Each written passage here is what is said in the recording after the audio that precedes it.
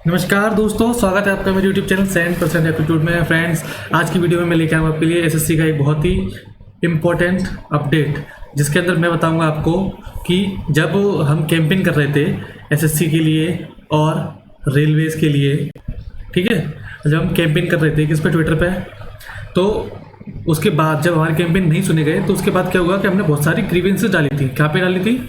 PMO में, यानी कि प्राइम मिनिस्टर ऑफिस में, ठीक है। अब 15 मार्च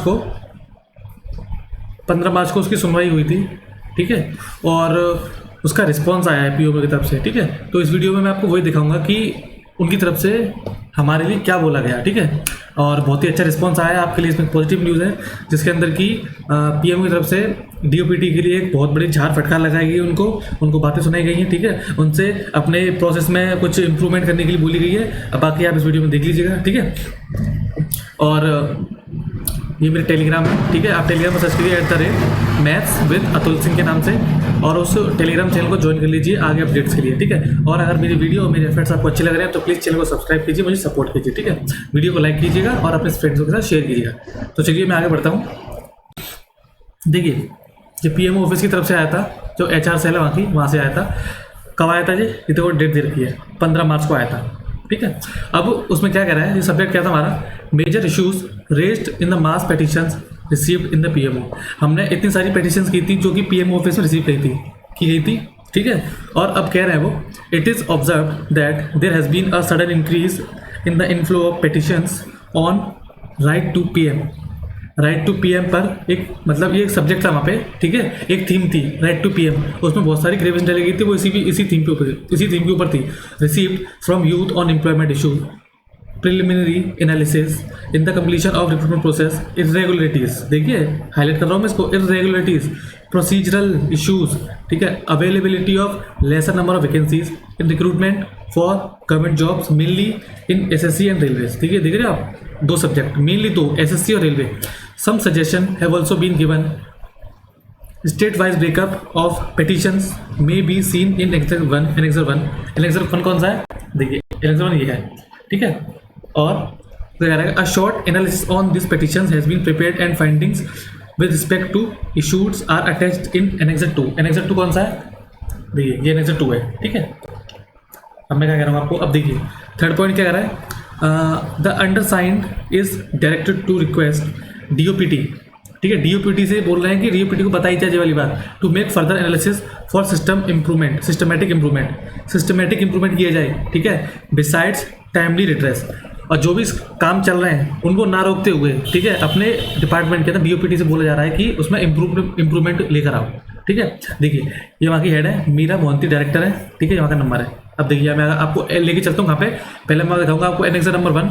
इसके अंदर क्या, एनेक्सर नंबर 1 के अंदर क्या बताया गया कि कितने स्टेट, हमारे सारे स्टेट्स थे, वहाँ से हर बच्चों ने कितनी पिटीशन डाली थी, ठीक है। तो सबसे ज़्यादा हमारी पिटीशन कहाँ डली है? यूपी से, ठीक है। देखिए, ये हमारी स्टेट है, अंडमान निकोबार, अरुणाचल प्रदेश, आंध्र प्रदेश, अरुणाचल। अब देखिए, यहाँ से 26 तारीख को इतनी डली थी, 27 को इतनी डली, तो टोटल कितनी 87 थी। अब देखिए, मैं आपको दिखाता हूँ सबसे ज़्यादा कहाँ पे डली है। सबसे ज़्यादा डली है आपकी ये यूपी हमारा। कहाँ गया? इसमें तो नहीं है, ये आ गया। इसे देखिए, 7691, ठीक है। देख रहे हो, यूपी, मतलब यूपी वाले बच्चे ज़्यादा परेशान हैं, यूपी वाले बच्चे बहुत परेशान हैं। उसके बाद मैं आपको दिखाता हूँ दिल्ली का कहाँ है? ये आएगा दिल्ली, हाँ, दिल्ली का 1448, दिल्ली का इतना नहीं है। और उसके बाद बिहार का देखिए 5267। देख लो कितने ज़्यादा मेजर पिटीशंस हैं।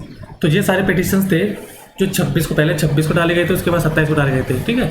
अब ये स्टेट वाइज हो गए। अब देखिए आगे, ये एनेक्सर 2 है, एनेक्सर 2 है ये, ठीक है।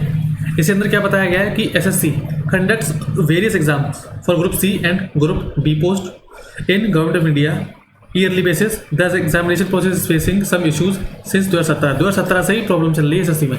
अब वो कह रहा है, पहला पॉइंट देखिए, 2017 एग्जाम एस्पिरेंट गॉट ज्वाइनिंग 2020 में, ये हमारी प्रॉब्लम है जो हमने लिखी थी उसके अंदर, ठीक है। 17 वाला बच्चा 20 में जाकर ज्वाइनिंग ले रहा है। दूसरा पॉइंट है, 18 exam aspirant are still to get final result, they are in process of document verification. मतलब ये जब डाली गई थी तो हमारा डीवी चल रहा था 18 का, ठीक है। 18 का क्या चल रहा था? डीवी चल रहा था एसएससी सीजीएल का, ठीक है। तो वो कह रहे हैं कि वो डीवी में अटके हुए हैं। 18 का एग्जाम है, डीवी में अटके हुए अभी तक।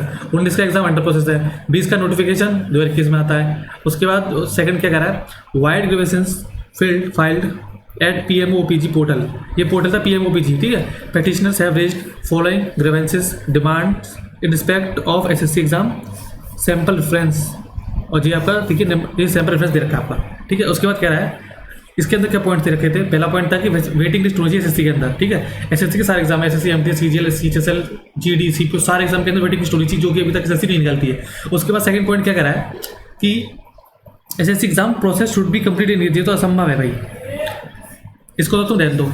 एक साल में तो उनके T1 प्लस T2 ही हो पाते हैं एक साल में, तो पूरा प्रोसेस तो छोड़ दो, नहीं हो पाएगा।